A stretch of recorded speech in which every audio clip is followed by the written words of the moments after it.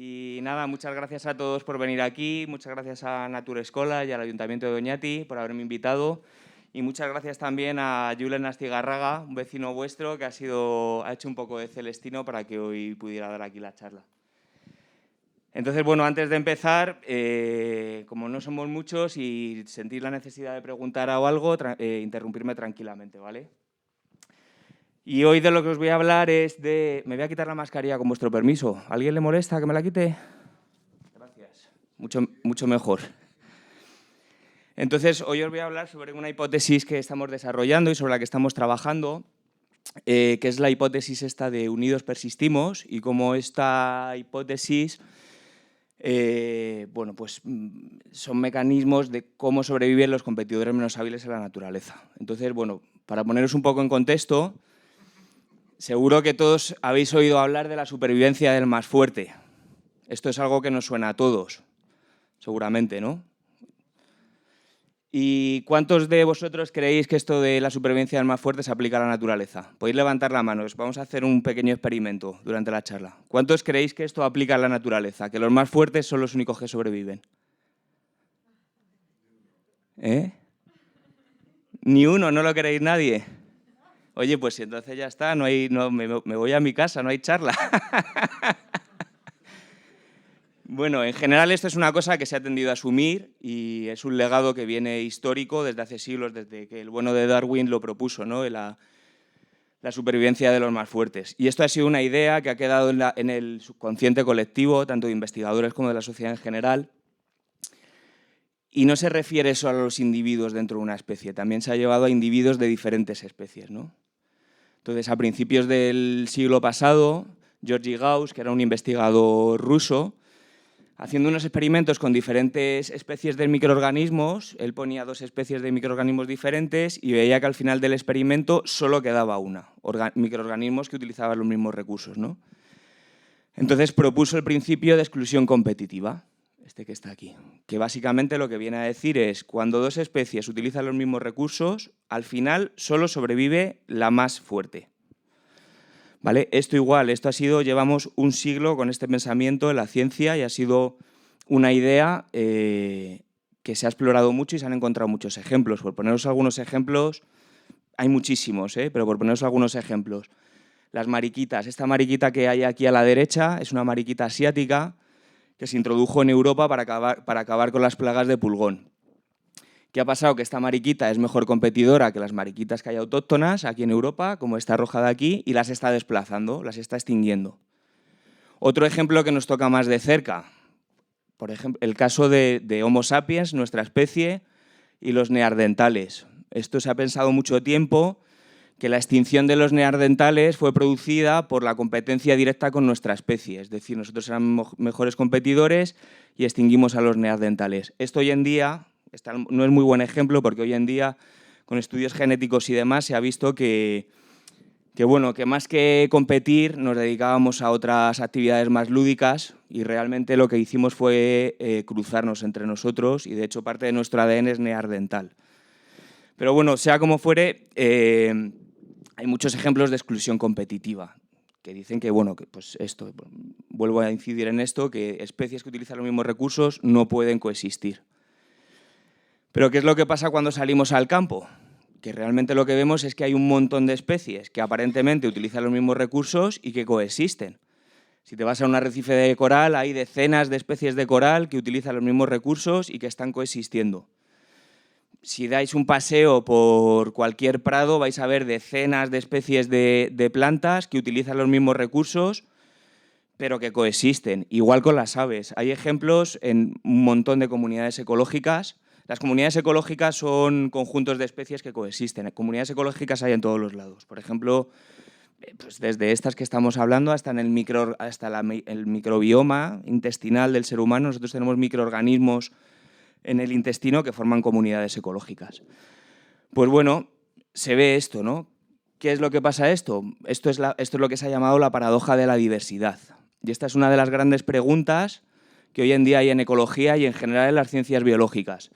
Es decir, hay muchos ejemplos de exclusión competitiva, donde solo los más fuertes sobreviven, las especies más fuertes sobreviven, y sin embargo vemos un montón de diversidad biológica. Esto no encaja.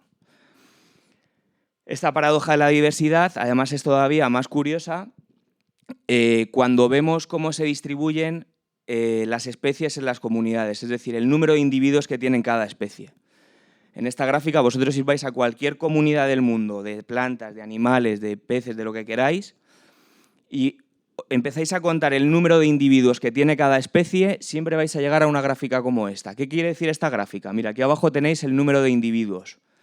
Y aquí en el eje de las Is, en vertical, tenéis el número de especies. Pues esta gráfica viene a decir que hay muy poquitas especies que tienen muchos individuos y que normalmente son especies competidoras superiores, que son mejores competidores, adquieren mejor los recursos y tienen más individuos. Serían estos de aquí, los fuertotes. Estas hay muy poquitas en las comunidades naturales. Y sin embargo hay un montón de especies que tienen, mirad, fijaros, aquí en este gráfico habría como 40 especies, esto es una comunidad de plantas. Hay 40 especies que tienen 1 o 2 individuos. Es decir, son especies raras, poco abundantes, normalmente competidores inferiores. Y estos hay un montón. Entonces la pregunta es, bueno, ¿cómo hacen estas especies que son competidoras inferiores para sobrevivir a la presión que tienen de los competidores más fuertes? Esa es la pregunta, esa es la paradoja de la diversidad. Como ya os comentaba, esto se lleva estudiando décadas y se han propuesto un montón de hipótesis. Aquí os traigo algunas de las más conocidas o que tienen más relevancia. Por ejemplo, una habla de la neutralidad. La neutralidad viene a decir básicamente que todas las especies son iguales. Entonces, no habría competidores superiores y, por tanto, no hay paradoja. Todas adquieren los recursos igual y ya está. Eso se ha demostrado experimentalmente y de muchas maneras que no es así. Otra hipótesis sería justamente la contraria. Hay diferencias en el uso de recursos. ¿Vale? Entonces, esto es, todas las especies son diferentes, no utilizan los mismos recursos y, por tanto, no hay competencia, no hay pelea. Nos quedamos todas porque cada uno utilizamos unos recursos diferentes. Esto tampoco se ha visto, vamos, es una cosa también que es bastante obvia. Todas las plantas necesitan agua y necesitan nutrientes, por poner algún ejemplo, ¿no? Otras hipótesis, por ejemplo, la competencia intraespecífica. Esta es lo que vendría a decir es que los individuos de las especies fuertes son tan fuertes que compiten también entre ellos y dejan huecos para que los débiles entren, las especies más débiles entren. Estos han encontrado algunos ejemplos, pero no hay nada generalizado que demuestre esto. Otro ejemplo, por ejemplo, la intransitividad. Normalmente se ha pensado que la competencia ocurría jerárquicamente, es decir, tú tenías aquí a la especie A, que era un competidor superior a la especie B y que la especie B era un competidor superior a la especie C, y esto haría que al final solo quedase la especie A, la fuerte. La gente que estudia la intransitividad lo que dice es que, bueno, que realmente lo que hay son bucles de competencia. Entonces, en este caso, la hipótesis la han llamado también la hipótesis de piedra, papel y tijera. Este juego porque no hay nadie que sobresalga, ¿no? Entonces, en este caso, la especie A sería un competidor superior de la especie B, la especie B sería un competidor superior de la especie C y la C a su vez de A. Entonces, esto genera un bucle de competencia que es más estable. Esto desde un punto de vista teórico es muy interesante, desde un punto de vista práctico, en la naturaleza se han encontrado muy pocos ejemplos. Y aquí es donde llegamos, esta es la historia que había y aquí fue donde empezamos a pensar nosotros, ¿no? Y decimos, bueno, pues ¿cómo estudiamos esta paradoja que lleva tanta gente estudiándolo, ¿no? Porque por un lado hay muchas evidencias de que existe la exclusión competitiva, solo quedan los más fuertes. Por el otro lado hay una gran diversidad de especies raras, de esas especies poco abundantes, débiles. Hay muchas hipótesis, pero no hay mecanismos generales. Y entonces, pues bueno, dándole vueltas, aquí ha salido muy guapo en la foto, dándole vueltas a esto, pues llegamos a la conclusión, pues claro, pues es muy sencillo. Necesitamos saber las interacciones entre las especies, necesitamos saber si dos especies interactúan positivamente o si realmente compiten por los recursos, o a lo mejor no son todos recursos, y dos especies de plantas que utilizan el mismo agua y el mismo nitrógeno y el mismo fósforo, resulta que luego comparten polinizadores. ¿Cuál es el problema de esto? Que las interacciones no se conocen. En su mayoría son desconocidas, no las conocemos. Y aquí fue donde se nos ocurrió utilizar una aproximación para intentar acercarnos a qué interacciones había entre las especies. En concreto, fuimos a ver las asociaciones espaciales. La idea detrás de esto es muy sencilla. Por ejemplo, aquí tenéis una foto, esto es una comunidad de matorrales. Y este gráfico de aquí representa esta comunidad, ¿vale? Es un ejemplito. Entonces, en este cuadradito, que es como si fuera una proyección de la comunidad, pues tendríamos 3 especies, la especie roja, la especie verde y la especie azul, y cada punto sería un individuo de esa especie, ¿vale? Como si fuera un mapa. ¿Qué se puede hacer aquí? Pues obviamente no se puede muestrear todo porque no hay dinero ni recursos, pero tú puedes llegar y hacer unos cuadraditos. ¿Se ven en líneas discontinuas? Oye, ¿ahí atrás veis el puntero bien? Vale, gracias. Y tú puedes hacer estos cuadraditos, irte al campo y empezar a contar individuos. ¿Y qué haces? Pues dices, por ejemplo, quiero ver la relación que hay entre la especie roja y la especie verde. Lo veis aquí, ¿no? La especie roja aquí, en vertical, la especie verde en horizontal. Y te pones a contar número de individuos que tú encuentras en cada cuadradito. Pues, por ejemplo, en este cuadrado de aquí, pues hay 1, 2, 3, 4, 5, 6, 7 individuos de la especie roja. Y de la especie verde, ninguno. Pues te vienes aquí a esta gráfica y dices, oye, mira, 7 individuos de la especie roja y de la verde ninguno. Y así vas contando todos los cuadrados. Por ejemplo, en este de aquí habría 1, 2, 3, 4, 5, 6 de la especie roja y 1 de la especie verde. Pues te lo vienes aquí y pones el puntito. Si esto lo hacéis para todos los cuadrados, os da una relación así. ¿Esta relación qué quiere decir? Pues que cuando aumentan los individuos de la especie roja, disminuyen los de la especie verde. ¿Y esto qué querría decir? Que no se llevan bien, ¿no?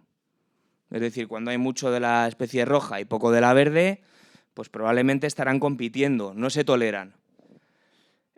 ¿Hasta aquí se entiende bien? ¿Sí? Si no entendéis, decidme de verdad, que me voy. Entonces, esto, pues por ejemplo, esto se puede hacer para todas las especies. Ahora podríamos verlo, la relación que hay entre la especie azul y la especie verde. Te vendrías aquí a tus cuadraditos, empezarías a contar y verías que hay una relación, en este caso, positiva. Es decir, siempre que hay muchos individuos de la especie verde, hay muchos individuos de la especie azul. Por lo tanto, ahí tiene que haber algún tipo, por lo menos se llevan bien.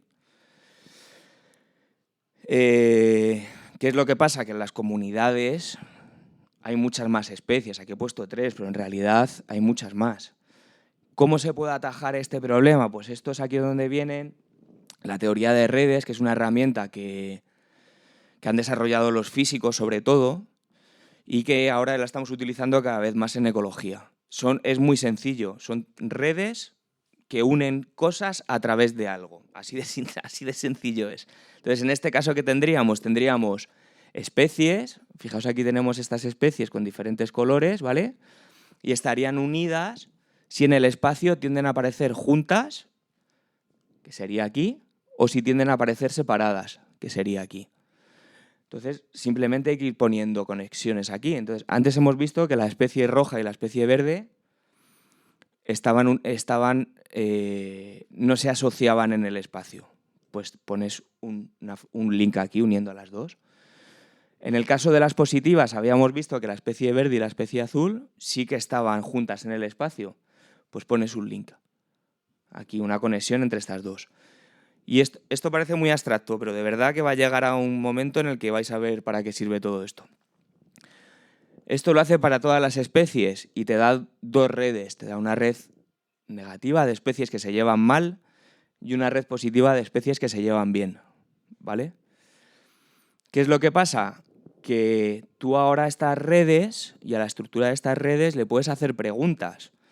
Y puedes decir, por ejemplo, ¿la competencia gobierna realmente? ¿La exclusión competitiva es tan importante? Si la exclusión competitiva fuera muy importante, lo que deberíamos esperar es que estas redes negativas hubiese muchas más conexiones entre las especies. Es decir, casi todas las especies se llevan mal, no se pueden ver, no pueden estar juntas. Esto va a estar súper conectado. Y esta, sin embargo, que es la de las especies que se llevan bien, va a haber muy poquitas. Pero también puedes preguntar, oye, esas especies que son tan abundantes, que son pocas, ¿realmente están excluyendo al resto de especies? Pues se podría ver en esta red de negativas si las especies que se llevan peor con el resto de especies, son realmente las que son más abundantes, las que tienen más individuos. Entonces, bueno, ¿hasta aquí ha quedado claro esto? Pues ya con estas herramientas dijimos, oye, pues vamos a ver qué pasa en la naturaleza. Ya teníamos nuestras herramientas metodológicas, teníamos nuestra idea, vamos a ver qué pasa en la naturaleza. Y cogimos un juego de datos, nos fuimos al campo, medimos los individuos, contamos, vimos las relaciones. ¿Y qué pasa? Esta es una red negativa, ¿vale? En este caso, cada bolita de estas es una especie y el tamaño de las bolas tiene que ver con la abundancia que tiene la especie en la comunidad. Es decir, estos pelotones grandes son especies que tienen muchos individuos. Estas pelotitas pequeñas son especies raras, que tienen pocos individuos.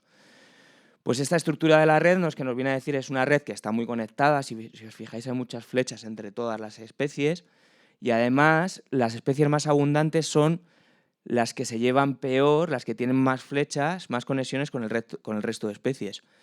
Esto apoyaría todo lo que hemos visto antes de la exclusión competitiva, de los más abundantes son los más fuertes, etc, etc. Tenemos estas especies abundantes que se llevan mal con todo quisqui. Y las raritas pues están ahí aguantando el chaparrón. Pero aquí viene otra vez la pregunta, bueno, ¿y cómo hacen estas especies raras para sobrevivir? Si tienen ahí las dominantes que les están dando caña, pero bien. Pues dijimos, bueno, vamos a ver qué pasa con las redes positivas, con las redes donde se llevan bien las especies. Y fijaos lo que vimos. Si os dais cuenta, es totalmente diferente a la red negativa.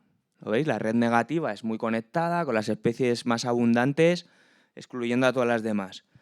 Esta red positiva, por el contrario, lo que tiene son como grupitos de especies raras que están juntas y que se llevan bien. Y dicen, oye, aquí nos estamos llevando bien.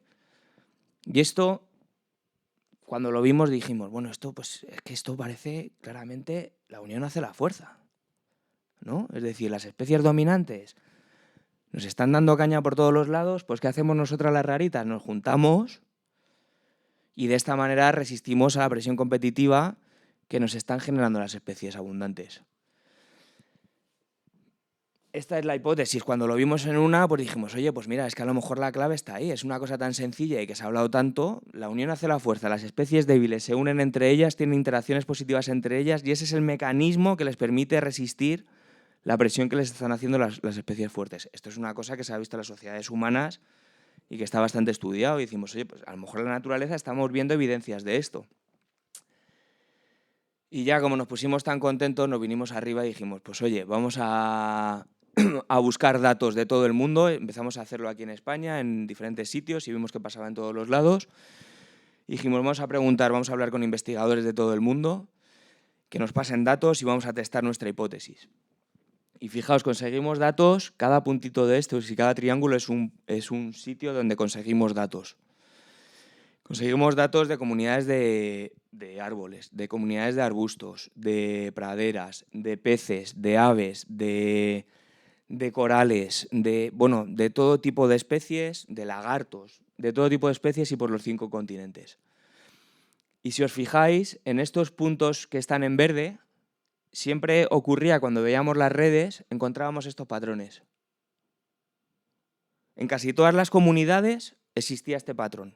O sea que esto nos estaba hablando que era un patrón general y que probablemente el mecanismo de la unión hace la fuerza era el mecanismo por lo que las especies raras, que son la mayoría de especies, la diversidad que hay en la Tierra, se mantiene. Los puntos en rojo es donde no ocurría, son muy poquitos. En más de un 90% de las comunidades encontrábamos ese patrón de las redes de asociación.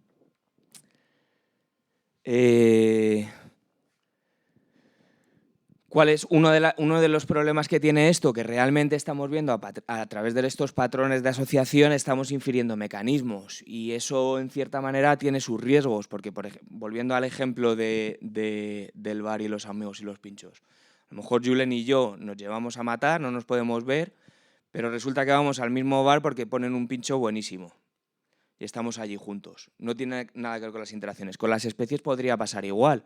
Podría pasar que 2 especies aparecen juntas simplemente porque ahí tienen unos recursos que son los que le gustan a las dos. Entonces, para comprobar esto, aquí no me voy a meter en cosas escabrosas, lo voy a pasar un poco rápido, que estamos a viernes. Básicamente aquí hicimos unos modelos, unas simulaciones con el ordenador, donde probábamos diferentes mecanismos también los que hemos hablado al principio de la charla, la neutralidad, etc, etc, etc, y veíamos cuál de esos mecanismos podría generar los patrones que estábamos observando en la naturaleza, esas redes que estábamos viendo. Y el único mecanismo que generaba una mayor probabilidad, veis aquí las barras que son altísimas, era el mecanismo cuando había interacciones positivas entre las especies raras. Entonces, es una hipótesis que es muy reciente, que la estamos testando actualmente, pero que puede cambiar un poco el paradigma de la ciencia, de la ecología y de la biología en general, ¿no? Porque pasas de un paradigma donde prima la competencia a un paradigma donde te dicen, oye, ojo, no, que puede haber también interacciones positivas que regulan los ecosistemas. De hecho, aquí os iba a hacer la pregunta, pero bueno, yo creo que esto ya lo sabíais todo, porque os iba a preguntar, bueno, ¿pensáis ahora, después de haber visto esto, o sea, esto produciría un cambio de paradigma? Y la pregunta que os traía era si realmente os he convencido de que no solo sobreviven los más fuertes, pero como no habéis levantado la mano antes, entiendo que ya lo sabíais. Así que no os la hago. ¿Y qué implicaciones tiene esto? Pues fijaros, lo que os comentaba antes, comunidades biológicas están en todos los lados. El microbioma humano, tenemos bacterias por todos los lados que son comunidades de especies que se tienen que regular y que están coexistiendo y que están asociados a las enfermedades. Entender el funcionamiento de esas comunidades nos puede hacer curar determinadas enfermedades asociadas al microbioma. La gran diversidad de la Tierra de especies son especies raras. Entender cómo sobreviven también es importante, ¿no? Para conservar las especies y conservar la biodiversidad.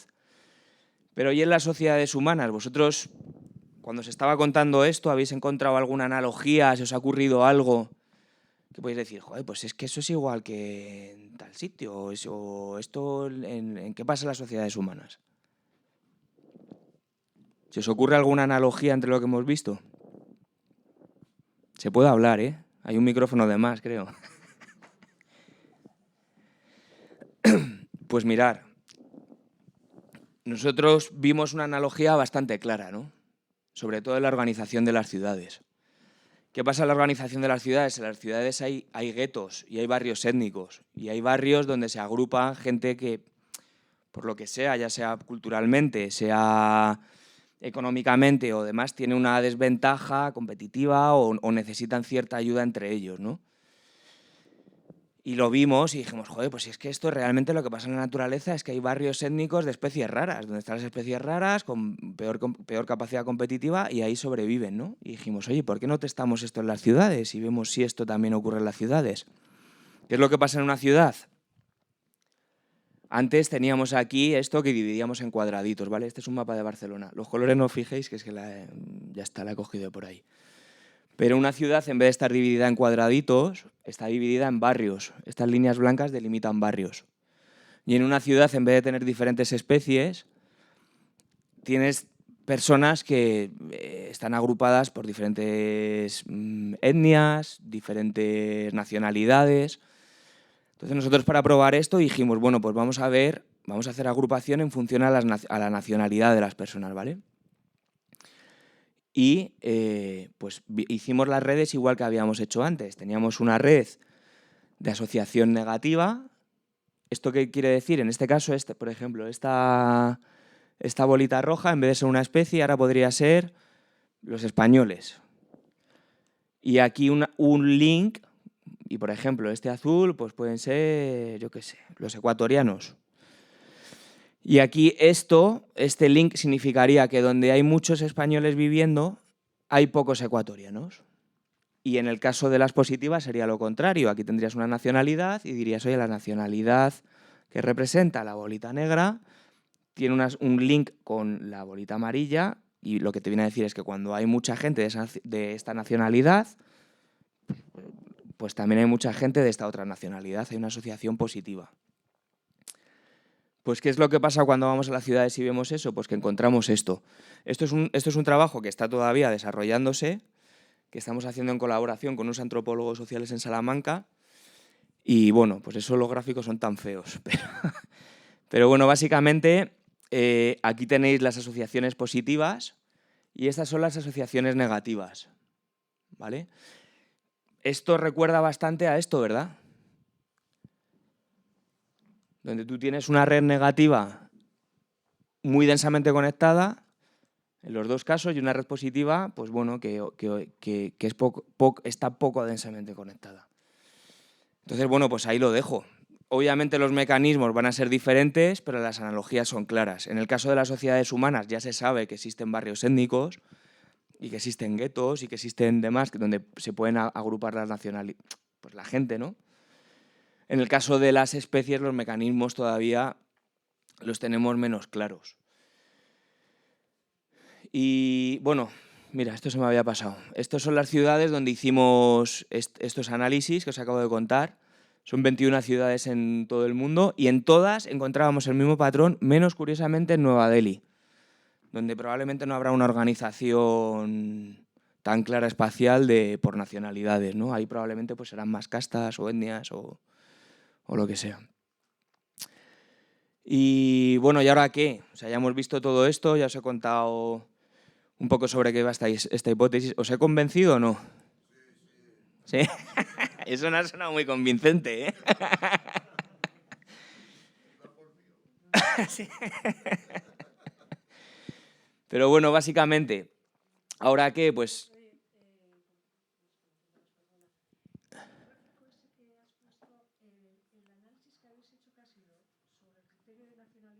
sobre el criterio de nacionalidad.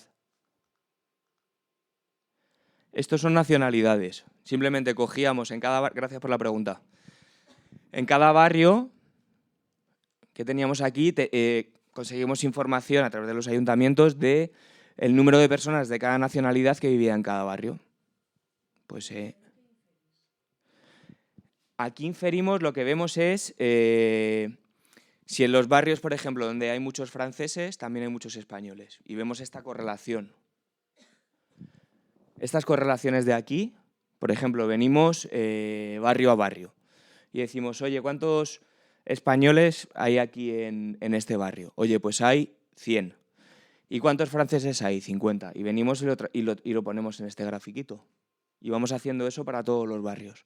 Entonces, al final vemos si hay una relación de tal manera que donde aumentan, por ejemplo, los españoles, también aumentan los franceses o disminuyen. Y eso lo hacemos para todos los pares de nacionalidades. Entonces, en este gráfico, por ejemplo, de aquí, esto aquí, por ejemplo, una asociación positiva, aquí está Ecuador y República Dominicana, por ejemplo. Pues esto lo que nos vendría a decir es que en los barrios donde hay más ecuatorianos, también hay más gente de República Dominicana. Está asociado positivamente. No, esa es muy buena pregunta. Eso lo estamos estudiando ahora, que es la colaboración que estamos haciendo con estos antropólogos de la Universidad de Salamanca. Y lo que queremos ver es si estas asociaciones se producen o porque se comparte idioma, o porque se comparte religión, o porque se comparte continente, o porque se comparte, bueno, a nivel de naciones difícil, ¿no? Pero estamos viendo también el PIB de las naciones. El PIB de las naciones.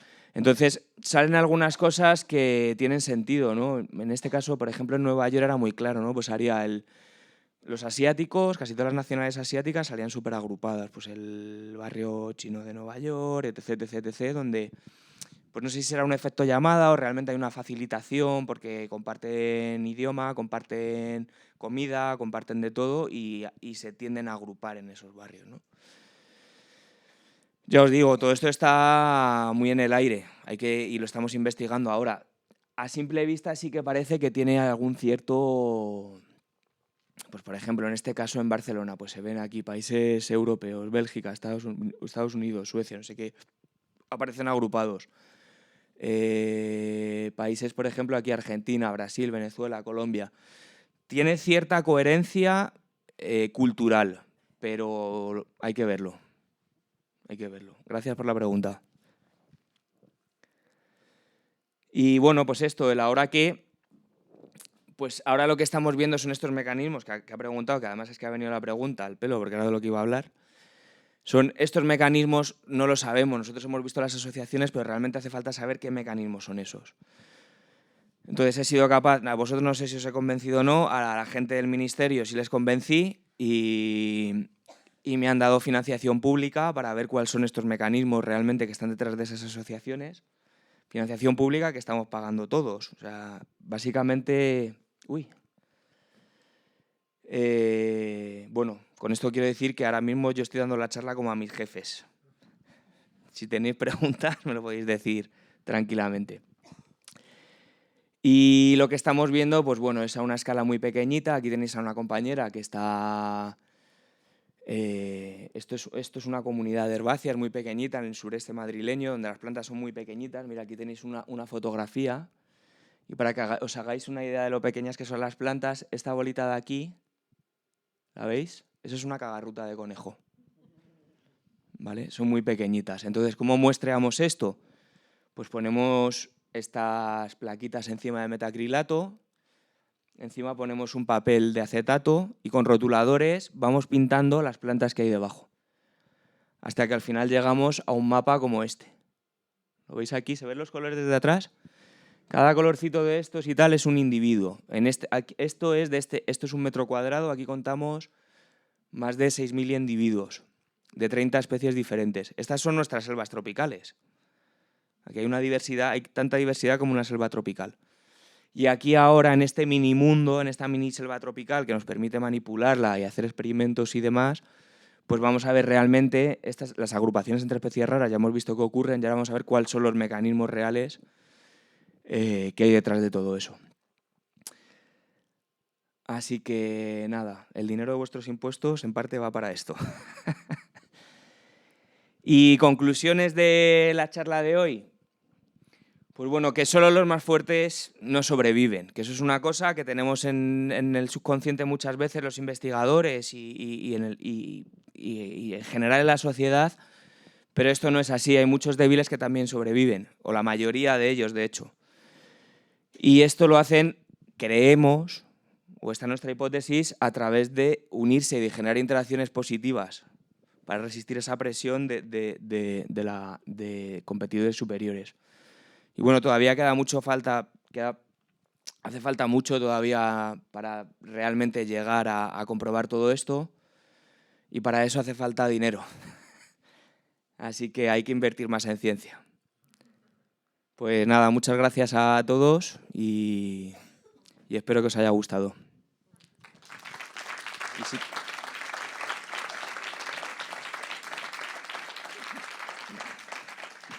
Si tenéis preguntas... Vale, oin galderan bat edo baldin bakotzue, gogoetan bat, zuen txanda.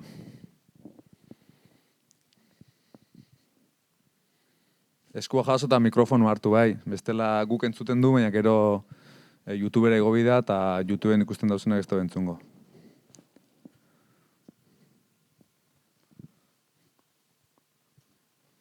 Ez da galderaik. Bueno, nik ingo bat.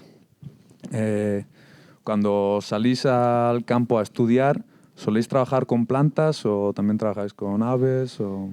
Pues en este caso, o sea, realmente una comunidad, aunque aquí estaba centrando siempre separado en un grupo, en un gremio trófico, en organismos que utilizan los mismos recursos, una comunidad al final hay interacciones entre muchas especies, ¿no? En el caso de este proyecto, las plantas son como el organismo central de estudio, pero realmente también vamos a ver polinizadores, vamos a ver microorganismos del suelo y vamos a ver herbívoros y ver cómo es toda esa relación, toda esa complejidad y cómo todo eso te puede llevar a la agrupación de especies raras. Por ejemplo, las especies raras se pueden agrupar en el espacio porque utilizan los mismos microorganismos del suelo, o porque los polinizan las mismas especies de polinizadores, o porque cuando están juntas evitan la herbivoría.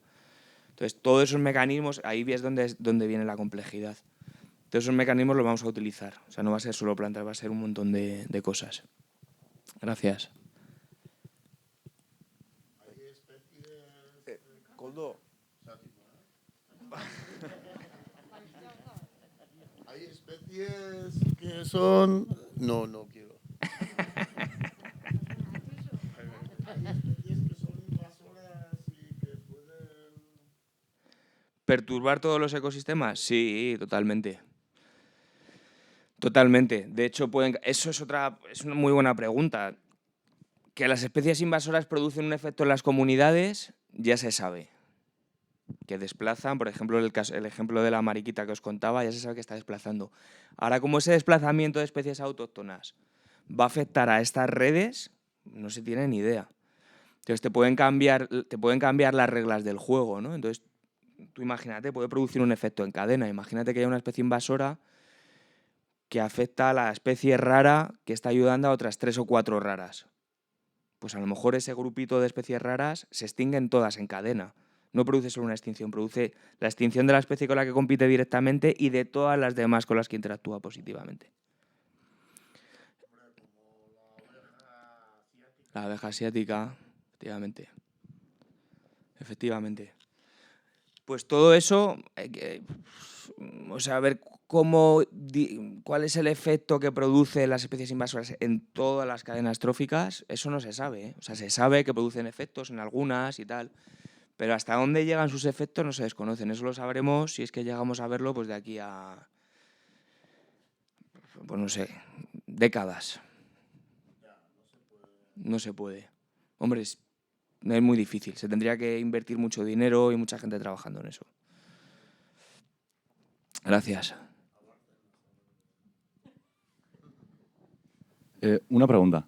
En el ejemplo de las nacionalizaciones de Barcelona, en los barrios y eso, ¿puedes poner Sí. lo de las redes Sí, sí. aquí? En estos barrios también habrá, o sea, como en las especies de plantas que hay en una zona concreta, Sí. como hay especies mayoritarias que afectan a la vida de otras especies, Sí. en esos barrios también habrá pues nacionalidades, mayorías que afectarán la supervivencia de otras, ¿no? Sí. En principio eso parece.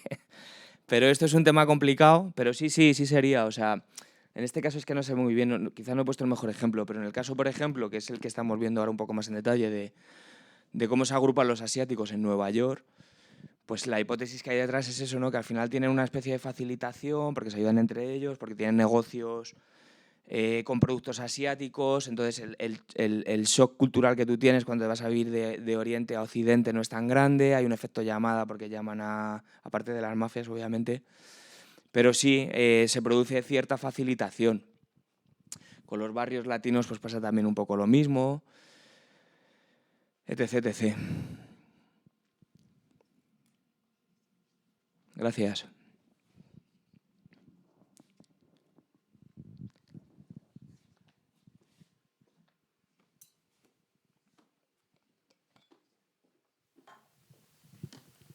Gracias, Joaquín. Una charla muy interesante y o sea, a mí lo que planteas me parece muy fuerte y yo tengo una pregunta más relacionada con nosotros los humanos, ¿no? Con nuestra forma de pensar. O sea, tú planteas un cambio de paradigma del que hemos estado pensando y hablando en los últimos 150 años, que es que la especie más fuerte excluye a las demás, y tú vas a proponer, ¿no?, que igual siempre no es así. Entonces, yo no sé, lo que planteo, lo que pienso un poco conduciéndonos a nosotros y a nuestra forma de ser, es que hay inercias que marcan, ¿no?, y que dicen, no, esto no es así porque es que hemos estado pensando hasta ahora de una forma y tú quién eres para plantear algo tan fuerte, ¿no? ¿Tú crees que eso es así o, sabes, aparte de que das evidencias, nosotros los humanos nos cuesta, ¿no?, los cambios estos? Totalmente. No sé cómo lo ves ese tema Pues o si esto se ha aceptado así a la ligera. Sí, esto es así y ya está. No. O sea, yo el primer artículo donde proponíamos esto, que está publicado en una revista muy buena de ciencia, pero costó sudor y sangre y varios años convencer a los revisores y un montón de pruebas y un montón de evidencias de que realmente estaba pasando esto. Y en el fondo es que casi todos somos conservadores en lo que se refiere a cómo entendemos el mundo. Si a ti ahora te llegan y te dicen que el mundo es plano, tu primera reacción que vas a tener es decir, oye, ¿qué me estás contando, no? Y en este caso es igual, ha habido mucha gente que ha basado su carrera científica, años y años de investigación, muchos libros escritos, hablando sobre el principio de exclusión competitiva, ¿no? Entonces ahora llegar y decir que, oye, que a lo mejor sí, pero que no es para todo, pues cuesta. Pero bueno, pues para eso nos pagan. Gracias.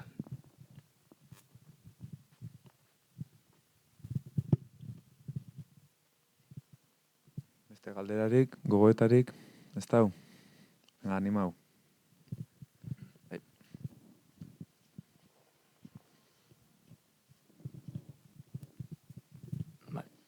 Bueno, yo tengo una duda porque anteriormente siempre, a mí también me gusta mucho la ecología, la biología, y sé que he escuchado hablar sobre la simbiosis, ¿no? Ajá. Que tienen las especies, pues se favorecen entre ellas para que puedan beneficiarse tanto una, tanto la otra. Sí. Entonces, ¿esto qué es? ¿Una simbiosis a escala mayor o qué relación tiene con...? Esa es buena, ¿eh? ¿Eres biólogo? Ah, vale. Te gusta, ¿no? Esa es buena. Vamos a ver, la definición de simbiosis... Estoy viendo a ver cómo te lo puedo explicar sin que aburra al resto. Pero bueno, básicamente simbiosis es una interacción muy estrecha, donde una especie depende por completo de la otra. Esto sería una relación positiva, mutualista, pero no tiene por qué ser simbiótica, no tiene por qué haber un grado de dependencia total de una especie a la otra. Las especies pueden vivir por separado. De hecho, estas especies se agrupan porque hay una especie dominante. Pero ¿qué pasa si quitas esa dominante? A lo mejor se vuelven a hallar dominantes. Eso tampoco se sabe. Pero no hay un grado de relación tan estrecho como en una simbiosis. Es un mutualismo, es una relación positiva. ¿Explica eso? Gracias.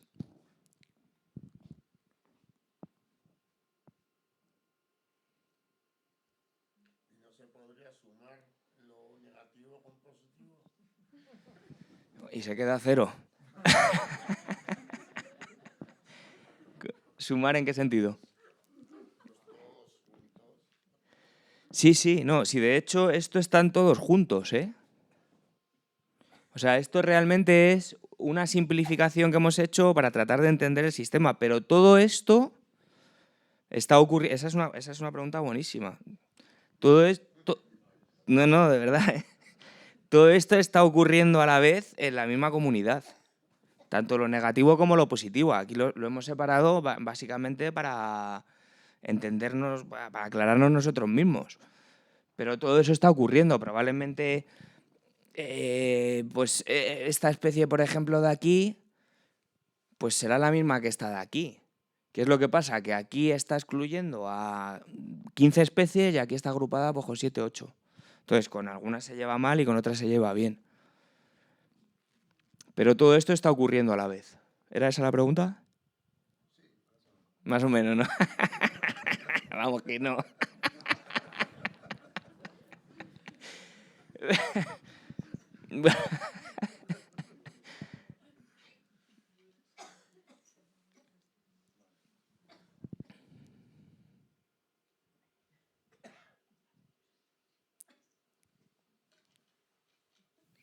Ez da beste galderaik? Gogoetarik? Hemen jareku? Bai. Bueno, eskerrik asko zue etorteatik eta eskerrik asko Joaquin zui be hitzaldixatik. Oso ondo. Gracias.